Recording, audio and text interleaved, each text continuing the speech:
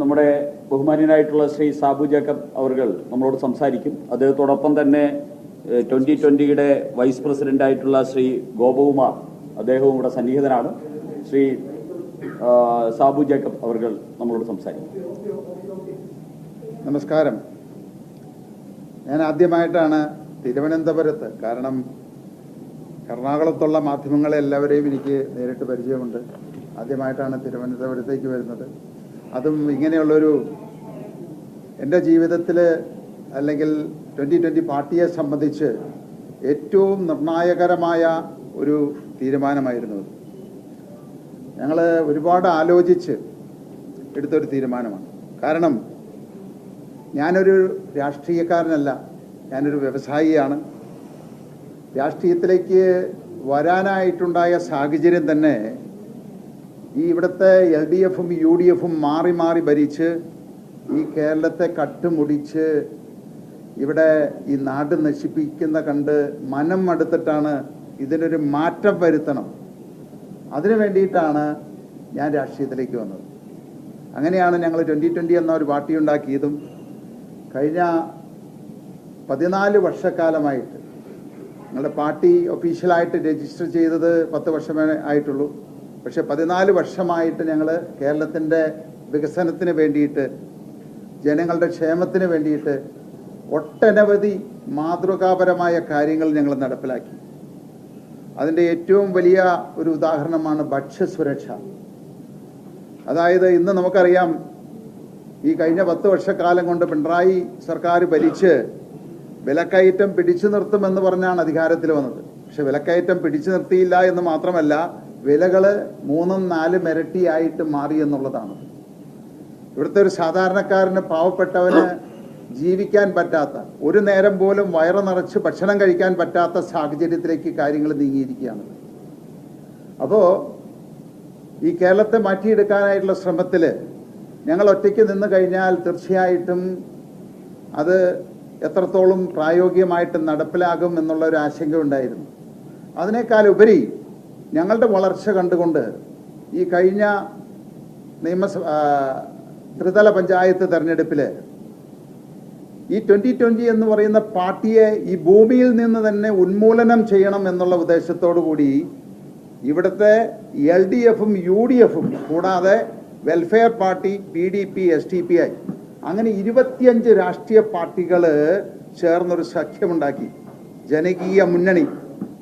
അവരങ്ങനെ 25 പാർട്ടികൾ ഒന്നിച്ചു നിന്ന് ഒരേ സ്ഥാനാർത്ഥികളെ നിർത്തിയാണ് ഞങ്ങൾ മത്സരിച്ച സ്ഥലങ്ങളിലെല്ലാം അവർ ഞങ്ങളെ നേരിട്ടത്. അപ്പോൾ അത് തന്നെ ഈ പ്രസ്ഥാനം എത്രത്തോളം മനുഷ്യരുടെ മനസ്സുകളിൽ, സാധാരണക്കാരുടെ മനസ്സുകളിൽ എത്തിച്ചേർന്നിട്ടുണ്ട് എന്നുള്ളതിൻ്റെ ഉദാഹരണമാണത്. അപ്പോൾ ഞങ്ങൾ ഈ ഭൂമിയിൽ നിന്ന് തന്നെ ഉന്മൂലനം ചെയ്യണമെന്ന് തീരുമാനിച്ച് അവർ ഒരേ സ്ഥാനാർത്ഥികളെ ഒരേ ചിഹ്നത്തിൽ, ഈ തവണ എനിക്ക് തോന്നുന്നു കേരളത്തിൻ്റെ ചരിത്രത്തിൽ തന്നെ ആദ്യമായിട്ടായിരിക്കും LDFും UDFും സ്വന്തം ചിഹ്നത്തിൽ മത്സരിക്കാതിരുന്നത് 2020 മത്സരിച്ചിരിക്കുന്ന പ്രദേശങ്ങളിലാണ്. അരിവാൾ ചിറ്റിയും ഉണ്ടായിരുന്നില്ല, കൈപ്പത്തിയും ഉണ്ടായിരുന്നില്ല. അപ്പോൾ എത്രത്തോളം ലജ്ജാകരമായിട്ട്, എത്രത്തോളം അവർ തകർന്നിരിക്കുന്നു എന്നുള്ളതാണ് കാണുന്നത്. അപ്പോൾ ഞങ്ങളെ ഇല്ലാതാക്കാൻ ശ്രമിച്ചിട്ടും ഞങ്ങൾ 89 സീറ്റുകൾ, ഞങ്ങൾ ഭരിച്ചുകൊണ്ടിരുന്ന 2 പഞ്ചായത്തുകൾ ഞങ്ങൾക്ക് നഷ്ടപ്പെട്ടുവെങ്കിലും പുതുതായിട്ട് 2 പഞ്ചായത്തുകൾ പിടിച്ചെടുക്കാനും 2 പഞ്ചായത്തുകൾ നിലനിർത്താനും ഞങ്ങൾക്ക് സാധിച്ചു. ഞങ്ങളെ സീറ്റുകളുടെ കാര്യത്തിൽ 10% ഉയർച്ച കൊണ്ടുവരാൻ സാധിച്ചു. വോട്ടിംഗ് ശതമാനത്തിൽ ഞങ്ങൾക്ക് 3% കഴിഞ്ഞ തവണത്തേക്കാൾ കൂടുതലായിട്ട് കൊണ്ടുവരാൻ സാധിച്ചു. അപ്പോൾ തകർക്കാൻ പറ്റാത്ത ഒരു രാഷ്ട്രീയ പാർട്ടിയായിട്ട് 2020 വളർന്നിരിക്കുന്നു എന്നുള്ളതാണ്.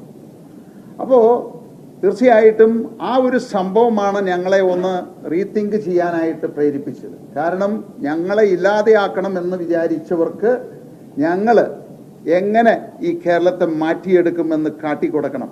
അതിന് ഞങ്ങൾ ആലോചിച്ച് തീരുമാനിച്ച ഒരു സംഗതിയാണ് NDയോടൊപ്പം, മോഡി സർക്കാരിനോടൊപ്പം, അവരുടെ വികസന കാഴ്ചപ്പാടിനോടൊപ്പം ഈ കേരളത്തെ മാറ്റിയെടുക്കാനായിട്ടുള്ള ദൗത്യം ഞങ്ങൾ ഏറ്റെടുക്കാനുണ്ടായത്. ഞാൻ പറഞ്ഞു, ഞങ്ങളെ സംബന്ധിച്ച് വളരെ ആലോചിച്ച് എടുത്തൊരു തീരുമാനമാണ്. ഈ കേരളത്തിൽ ഇന്നത്തെ സാഹചര്യത്തിൽ മുന്നോട്ട് പോയി കഴിഞ്ഞാൽ ഈ കേരളം എന്നൊരു സംസ്ഥാനം തന്നെ നമുക്ക് കുറച്ച് കഴിയുമ്പോൾ കാണാൻ സാധിക്കില്ല. നമ്മുടെ യുവാക്കളായിട്ടുള്ള ആളുകളായിക്കോട്ടെ, നമ്മുടെ കുട്ടികളായിക്കോട്ടെ നാട് വിട്ടുകൊണ്ടിരിക്കുകയാണ്. ആ സാഹചര്യത്തിന് നമുക്ക് മാറ്റം വരണം. ആ മാറ്റം വരണമെങ്കിൽ നമ്മുടെ പഴയ കേരളത്തെ നമ്മൾ തിരിച്ചു കൊണ്ടുവരേണ്ടതായിട്ടുണ്ട്. അതിനായിട്ടാണ് NDAയുടെ കൂടെ ചേർന്ന് ഇതോടൊപ്പം ആ വികസന കാഴ്ചപ്പാടോടൊപ്പം വികസിത കേരളം യാഥാർത്ഥ്യമാക്കുക എന്നുള്ളതാണ് ഞങ്ങളുടെ ലക്ഷ്യം. അതിനു വേണ്ടിയിട്ടാണ് ഞങ്ങൾ ഈ ഒരു തീരുമാനമെടുത്തിരിക്കുന്നത്.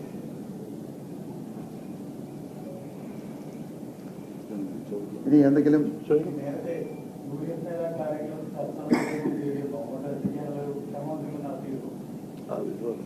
അതിനൊന്നും ഇപ്പോൾ പ്രസക്തിയില്ല എന്നുള്ളതാണ്.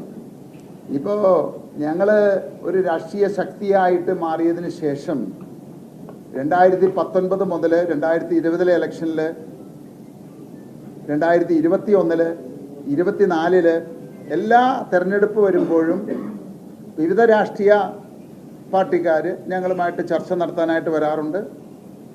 അതെല്ലാം ഇതിൻ്റെ ഒരു ഭാഗമായിട്ടുള്ള കാര്യമാണ്.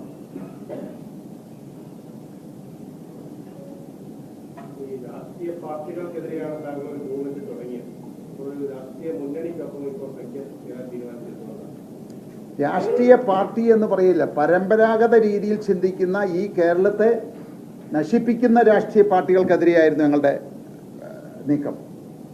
അതെല്ലാ രാഷ്ട്രീയ പാർട്ടിക്കാരും ആ രീതിയിലാണെന്ന് ഞങ്ങൾ ഒരിക്കലും പറഞ്ഞിട്ടില്ല. ഈ രാജ്യത്തെ നശിപ്പിക്കുന്ന ആളുകൾക്കെതിരെയാണ് ആയിരുന്നു ഞങ്ങളുടെ നിലപാട്.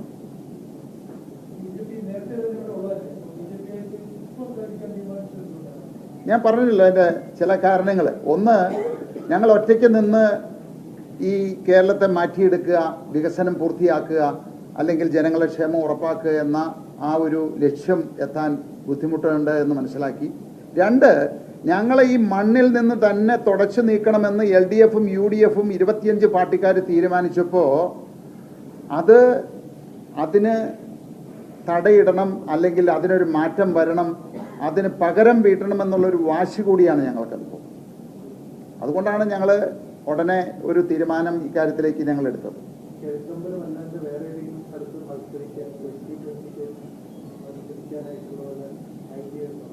ഞങ്ങൾ കഴിഞ്ഞ നിയമസഭാ തെരഞ്ഞെടുപ്പിൽ എറണാകുളം ജില്ലയിൽ 8 നിയോജക മണ്ഡലങ്ങളിൽ മത്സരിച്ചു. ഈ കഴിഞ്ഞ 24 പാർലമെന്റ് തെരഞ്ഞെടുപ്പിൽ ചാലക്കുടി നിയോജക മണ്ഡലം, എറണാകുളം പാർലമെന്റ് നിയോജക മണ്ഡലത്തിൽ ഞങ്ങൾ മത്സരിച്ചു. അവിടെ ചാലക്കുടിയിൽ ഞങ്ങൾ 1,05,000 വോട്ടുകൾ നേടി. കഴിഞ്ഞ നിയമസഭാ തെരഞ്ഞെടുപ്പിൽ ഞങ്ങൾ 15.3% വോട്ട് നേടി. ഞങ്ങൾ ഒറ്റയ്ക്ക് നിന്നാണെന്ന് ഓർക്കണം. ഞങ്ങൾ ഒരു മുന്നണിയുടെയും ഭാഗമാകാതെ 15.3% വോട്ട് നേടിയ പാർട്ടിയാണ്. ഇത്തവണ ഞങ്ങൾ പഞ്ചായത്ത് തെരഞ്ഞെടുപ്പിൽ 886 വാർഡുകളിൽ മത്സരിച്ചു. അത് കൊല്ലം ജില്ല മുതൽ പാലക്കാട് ജില്ലയിൽ വരെ ഞങ്ങൾ മത്സരിച്ചിട്ടുണ്ട്. അല്ല, അങ്ങനെയുള്ള കാര്യങ്ങളൊക്കെ ഇപ്പോൾ ഇനിയൊരു മുന്നണിയുടെ ഭാഗമായിരിക്കുകയാണത്. അപ്പോൾ അത് മുന്നണിയിൽ ചർച്ച ചെയ്ത് അതിനനുസരിച്ച് എവിടെയൊക്കെ ആരൊക്കെ മത്സരിക്കണം എന്നുള്ളത് എല്ലാവരും കൂടി എടുക്കേണ്ട ഒരു തീരുമാനമാണ്. ഇതുവരെ എനിക്ക് സ്വന്തമായിട്ടെടുക്കാവുന്ന തീരുമാനമാണ്. ഇപ്പോൾ അതിന് മാറ്റം വന്നിരിക്കുകയാണ്.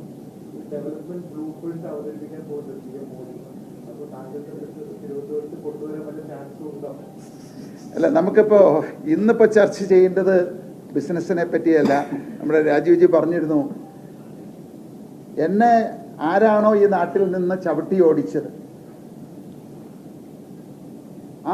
അത് ഇവിടെ തിരിച്ചു കൊണ്ടുവരണം. ആ വ്യവസായങ്ങൾ, തൊഴിൽ നഷ്ടപ്പെടാൻ പാടില്ല. ഇപ്പം കഴിഞ്ഞ 21 ഇടത് സർക്കാർ എന്നെ തെലങ്കാനയിലേക്ക് ചവിട്ടി ഓടിച്ചിട്ട് അവിടെ 50,000 തൊഴിലുകളാണ് എനിക്ക് സൃഷ്ടിക്കാൻ സാധിച്ചത്. അത് കേരളത്തിന് കിട്ടേണ്ടതായിരുന്നു.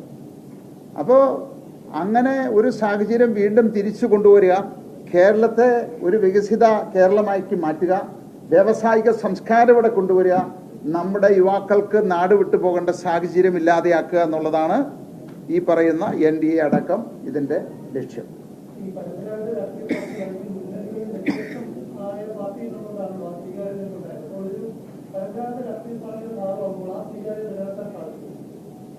അല്ല, ഇതിനകത്ത് ഞങ്ങൾ മുന്നോട്ട് വെച്ച ഞങ്ങളുടെ ആശയങ്ങൾ, ആ ആശയങ്ങളുമായിട്ട് യോജിക്കാവുന്ന ഇന്ന് ഇന്ത്യയിൽ ഞങ്ങൾ കണ്ടത് NDA ആണ്.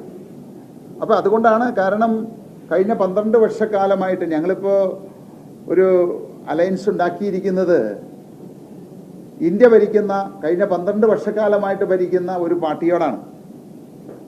അപ്പോൾ അത് ഇന്ത്യയിലെ ഏറ്റവും കൂടുതൽ വികസനം കാഴ്ചവെച്ച ഒരു പാർട്ടിയോട്. അപ്പോൾ അത് മനസ്സിലാക്കിയത് കൊണ്ടാണ് ഞങ്ങൾ NDA ആണ് ഞങ്ങളുടെ കാഴ്ചപ്പാടുകളും ഈ കേരളത്തിൻ്റെ വികസനവും ഉറപ്പുവരുത്താനായിട്ട് ഏറ്റവും നല്ല ഒരു മുന്നണി എന്ന് മനസ്സിലാക്കിയത് കൊണ്ടാണ് ഞങ്ങൾ അതിൽ ചേരാനായിട്ടുള്ള തീരുമാനമെടുത്തത്.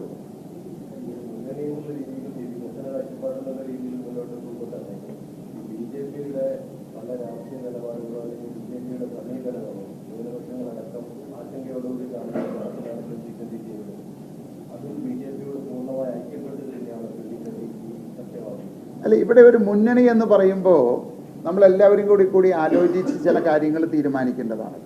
ഇത് BJPയുടെ വ്യക്തിപരമായിട്ടുള്ള അല്ലെങ്കിൽ BJP ഒരു പാർട്ടിയായിട്ടല്ല ഇതിനെ കാണുന്നത്. നമ്മൾ ഒരിക്കലും കേരളത്തിനെ സംബന്ധിച്ച് നമുക്കറിയാം, ഇപ്പോൾ ഇന്ന് ഇങ്ങനെ ഒരു സഖ്യം തന്നെ ഉണ്ടാകുന്നത് നമ്മളെല്ലാവരും പറയുന്ന, കാരണം എന്നെ പോലെയുള്ള ഒരാൾ നയിക്കുന്ന ഒരു പാർട്ടി, അപ്പോൾ അവർക്ക് ആരോടും ഒരു അകലമില്ല എന്നുള്ളതാണല്ലോ അതിൽ നിന്ന് കാണിക്കുന്നത്.